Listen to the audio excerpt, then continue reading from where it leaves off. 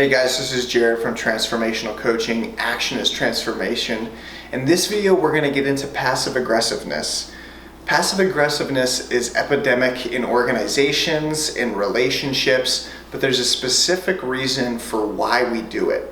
So in this video, I'm going to share with you why we do it and how to get over it so you don't have to deal with it, because as a leader of an organization or just as a person in a relationship, if you know why it shows up, you can nip it in the bud right away so it doesn't affect things negatively.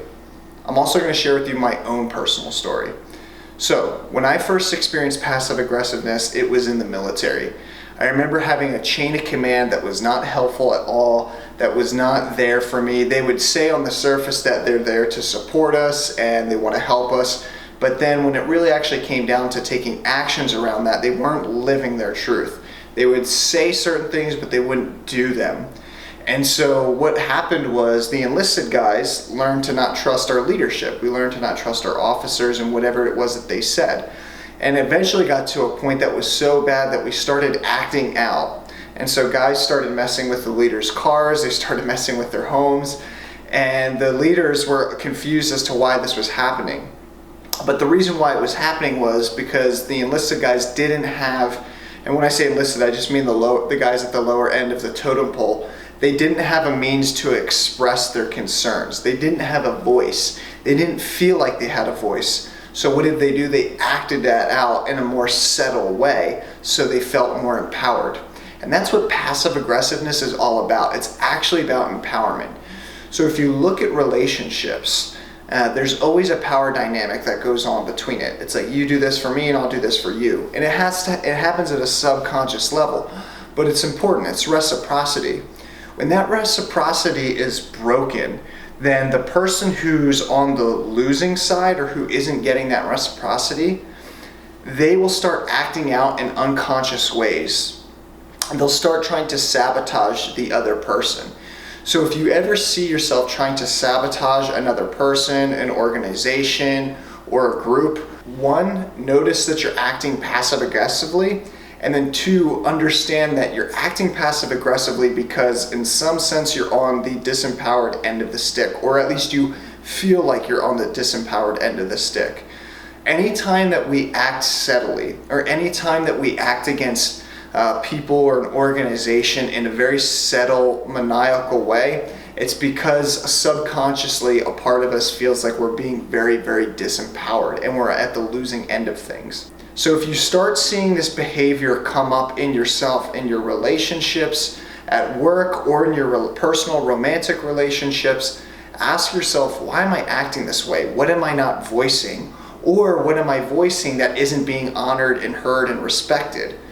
So how do you ultimately deal with passive aggressiveness if you see it coming up within you or you see other people doing it? Well, if you see it coming up within you, the first thing that you want to ask yourself is, why am I doing this? And once you ask yourself that, you'll probably see the reason or the dynamic of why this is coming up, and it's a power relationship. Once you identify what that power relationship is, then the next thing that you want to ask yourself is, have I spoken my truth? Have I shared this with the other person? And if you shared it with the other person and they heard you, but they're still not taking action, then you want to share it one more time again. And then if not, then you need to leave that relationship. Because if you're speaking your truth and the relationship is still functioning the same way and nothing's changing after you've spoken your truth, then that person ultimately does not care about your well-being. And that's what you as the person who's taking the passive aggressive action needs to understand and realize. Once you take action and you speak your truth and that person doesn't respond, that's a key sign that they actually don't care for you or they don't value you. They might say it, but if they're not doing it in actions or they're not striving, if there's no striving or action around it, then they don't care you, and then that's a key sign that you need to leave that relationship.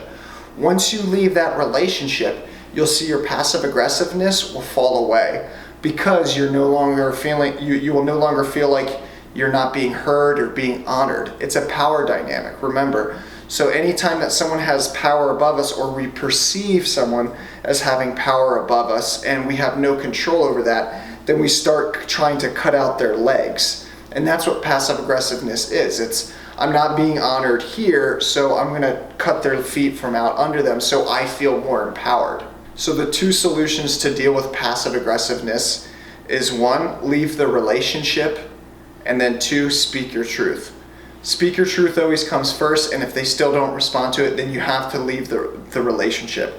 If you see yourself acting passive aggressively and it's not changing at all, then the only way that passive aggressive behavior is going to change for you is by getting out of the relationship.